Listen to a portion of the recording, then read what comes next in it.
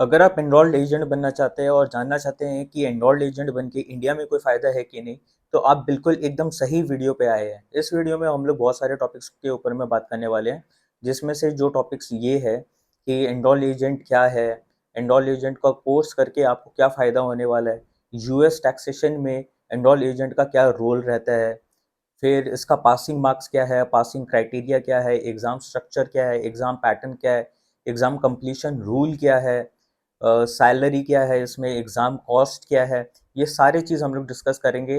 तो एंड तक आप बने रहिएगा ताकि मैं कंप्लीट इन्फॉर्मेशन आपको दे सकूँ।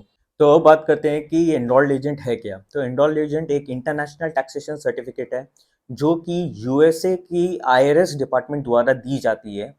IRS USA department, USA government का इनकम टैक्स अथॉरिटी होता है। जैसे इंडिया में इनकम टैक्स डिपार्टमेंट है, वैसे ही यूएसए में आईआरएस है। और एनरोल एजेंट बनने के बाद में आप यूएस लॉस के टैक्स एक्सपर्ट माना जाते हैं, और यूएस के जो टैक्स पेयर्स है उसको आप tax filing, tax planning, audit, appeal, IRS के सामने रिप्रेजेंटेशन जैसे मैटर्स में प्रोफेशनली असिस्ट कर सकते हैं। तो अब डिस्कस करते हैं कि यूएस टैक्सेशन के लिए एनरोल्ड एजेंट की क्या रिक्वायरमेंट है। तो एक एक करके हम लोग समझते हैं कि इसका कारण क्या है। तो सबसे पहला रीज़न ये है कि अमेरिका में जो टैक्स लॉज है वो बहुत ज़्यादा कॉम्प्लेक्स है। अमेरिका में जो टैक्स लॉज है वो बहुत ज़्यादा डिटेल्ड है और फ्रिक्वेंटली अपडेट होते रहता है। हर साल नए टैक्स रूल्स, टैक्स डिडक्शंस और टैक्स क्रेडिट इंट्रोड्यूस होते रहता है, और ये सब चीज़ को समझ पाना मतलब कि हर एक टैक्स पेयर के लिए आसान नहीं होता है। तो इसी वजह से एनरोल्ड एजेंट की बहुत ज़्यादा रिक्वायरमेंट होती है, ताकि एनरोल्ड एजेंट टैक्स पेयर्स के बिहाफ में ये टैक्स लॉस को समझ के उनके लिए टैक्स फाइलिंग कर सके। दूसरा रीज़न ये है कि हर सिचुएशन अलग-अलग होता है, अलग-अलग इंसान के लिए।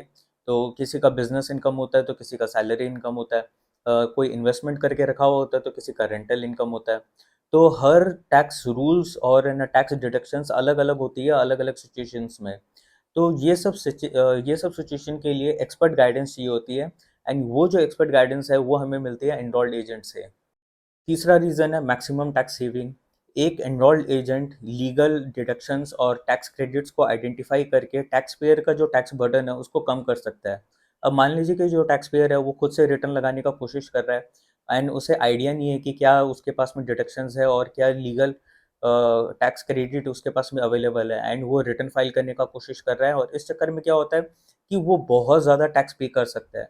लेकिन वहीं अगर वो एनरोल्ड एजेंट के थ्रू अगर फाइल करवाए, तो लीगल टैक्स डिडक्शंस और टैक्स क्रेडिट को वो यूज़ करके जो टैक्स बर्डन है उसको कम कर सकता है टैक्स पेयर का। चौथा रीज़न है आईआरएस नोटिसेस और ऑडिट। तो काफ़ी बार क्या होता है कि आईआरएस जो है वो एसएससी को नोटिसेस भेजता है या फिर ऑडिट कंडक्ट करता है। तो इस केसेस में एनरोल्ड एजेंट क्या करता है कि एनरोल्ड एजेंट टैक्स पेयर के बिहाफ में केस को हैंडल करता है और रिप्रेजेंट करता है, कम्युनिकेट करता है, और ये जो मैटर्स हैं नोटिसेस और ऑडिट का, वो सारे मैटर्स को सॉर्ट आउट करता है। पांचवा रीज़न है कि एनरोल्ड एजेंट बहुत ज़्यादा ज़रूरी है बिजनेस मैनेज करने के लिए, क्योंकि बिजनेसेस को corporate tax, company taxes, compliances and इस तरीके के रेगुलेशंस को फॉलो करना पड़ता है, और अगर ठीक से फॉलो अप नहीं करे तो पेनल्टीज़ भी पे करना पड़ता है। तो ये पेनल्टी से बचने के लिए एंड टाइमली जो टैक्स लॉज है उसको फॉलो करने के लिए एनरोल्ड एजेंट की बहुत ज़्यादा ज़रूरत पड़ती है। छठा रीज़न है टाइम सेविंग। तो होता क्या है कि अगर एक इंडिविजुअल टैक्स पेयर खुद से टैक्स रिटर्न फाइल करने के लिए जाए, तो उसे फेडरल लॉ, स्टेट लॉ, ये सब सब कुछ पढ़ना पड़ेगा, तो ये बहुत ज़्यादा टाइम कंज्यूमिंग हो जाएगा। इससे अच्छा है कि एक एनरोल्ड एजेंट को हायर कर लिया जाए जो ये सारे मैटर्स को एफिशिएंटली हैंडल करे एंड टैक्स पेयर के बिहाफ में रिटर्न्स को फाइल करे। सातवां रीज़न है वॉल्यूम ऑफ टैक्स रिटर्न्स। तो हर साल होता क्या है कि यूएस में 16 से 17 करोड़ टैक्स रिटर्न फाइल होता है, और इसे फाइल करने के लिए अप्रॉक्सीमेटली 70,000 एनरोल्ड एजेंट होता है। और ऑल ओवर द वर्ल्ड मतलब कि 70,000 है, और इंडिया में देखा जाए तो करीब करीब 3,000 के आसपास ही एनरोल्ड एजेंट है। तो 16-17 हज़ार करोड़ टैक्स रिटर्न फाइल करने के लिए करीब करीब 70,000 एनरोल्ड एजेंट ही है। तो इसका मतलब हमें साफ साफ समझ में आ रहा है कि सप्लाई ऑफ जो एनरोल्ड एजेंट है वो बहुत कम है as compare to demand of enrolled agent. तो एनरोल्ड एजेंट बनने में काफ़ी ज़्यादा फायदा है, क्योंकि इसमें आपका डिमांड अभी काफ़ी हाई है। तो अभी आप एनरोल्ड एजेंट बनते हैं तो टैक्स रिटर्न फाइल करने का मौका आपको बहुत ज़्यादा मिलेगा। वीडियो में आगे बढ़ने से पहले मैं आपको बताना चाहता हूँ कि मैंने एक व्हाट्सएप ग्रुप बना रखा है जो कि एक कम्युनिटी टाइप है।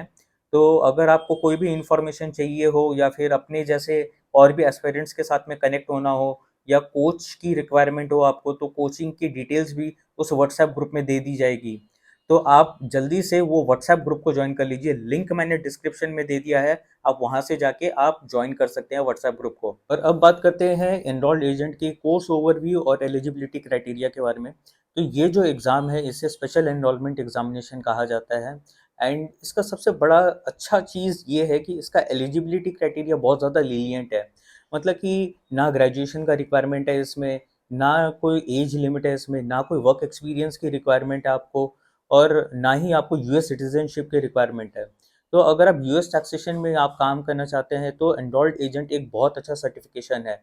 इसमें देखा जाए तो अगर आप क्लास 8 के स्टूडेंट हैं एंड आपके पास में अकाउंटिंग एंड टैक्सेशन का नॉलेज है तो भी आप ये एग्ज़ाम को परस्यू कर सकते हैं एंड आप एक एनरोल्ड एजेंट बन सकते हैं। अब बात करते हैं एनरोल्ड एजेंट के एग्ज़ाम स्ट्रक्चर एंड पार्ट्स के बारे में।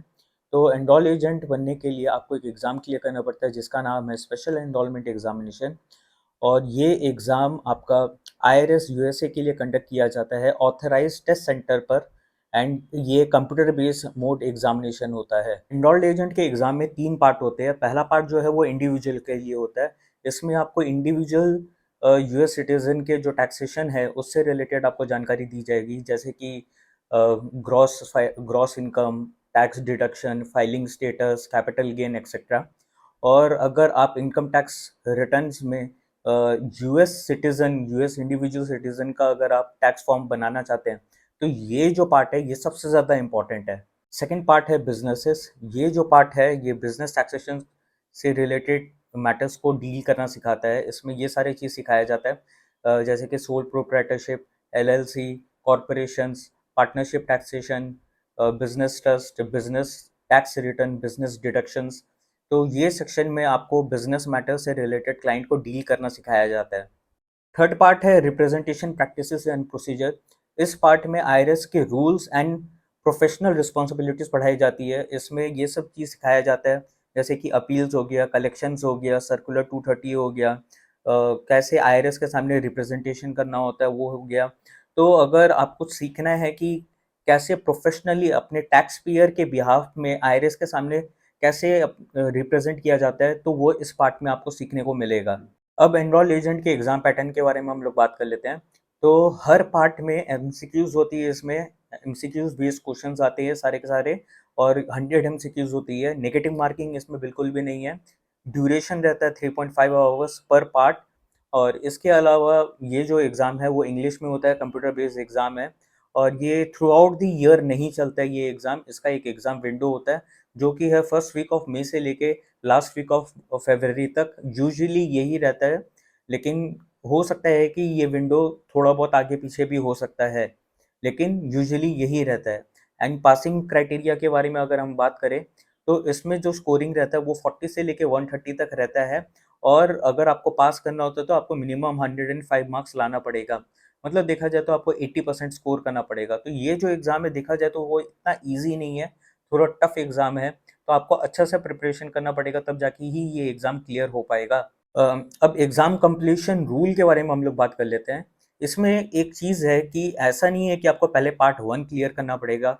आप चाहे तो कोई भी पार्ट को पहले क्लियर कर सकते हैं, पार्ट 1, पार्ट 2 या पार्ट 3, जैसा आपको ठीक लगे। हालाँकि इसमें ये एक चीज़ है कि जैसे ही आप कोई भी पार्ट क्लियर करते हैं, उसके 3 साल के भीतर-भीतर आपको बाकी 2 पार्ट भी क्लियर करना पड़ेगा। अगर आप ऐसा नहीं करते हैं, तो आपका जो पहला एग्ज़ाम क्लियर किया जो था आपने, या दूसरा आपने इस बीच में जो भी एग्ज़ाम क्लियर किया होगा, उसका क्रेडिट चला जाएगा और आपको वापस से शुरू करना पड़ेगा। अब बात करते हैं एनरोल एजेंट की ड्यूरेशन के बारे में, कि ये एग्ज़ाम क्लियर करने में कितना टाइम लगता है। तो यूजुअली देखा जाए तो ये तीनों पार्ट को कंप्लीट करने के लिए, अच्छे से प्रिपरेशन करने के लिए, अगर फुल टाइम आप स्टडी कर रहे हैं, तो 8 टू 10 मंथ्स तो आपको लगेगा ही लगेगा। लेकिन अगर आप मान लीजिए कि फुल टाइम स्टडी नहीं कर रहे हैं, आप कहीं पे जॉब कर रहे हैं, तो हो सकता है कि ये टाइम आपको थोड़ा ज़्यादा लगे। हो सकता है कि आपको 12 महीने से 15 महीना भी लग सकता है। तो ये डिपेंड करता है कि आप फुल टाइम स्टडी कर रहे हैं या फिर आप है ना जॉब के साथ में स्टडी कर रहे हैं। लेकिन जो भी है, ये जो एग्ज़ाम है, इस एग्ज़ाम में आपको मेहनत ज़रूर करनी पड़ेगी। और अब बात करते हैं कि एनरोलमेंट एजेंट कोर्स करने में इंडिया में आपको कितना खर्चा पड़ेगा। तो करीब-करीब ये 1.5 से लेके 2 लाख तक का इसमें खर्चा लगता है आपका, स्टडी मटेरियल के पीछे में, कोचिंग में, आईआरएस की फ़ीस की पेमेंट में। और इसके अलावा एक और चीज़ में आपका खर्चा लगता है, वो है ट्रैवलिंग। अगर आप हैदराबाद, न्यू दिल्ली या फिर बेंगलुरु में हैं, तो फिर आपके लिए अच्छा है, आपका कॉस्ट थोड़ा-सा कम होगा 1.5 लाख के आसपास।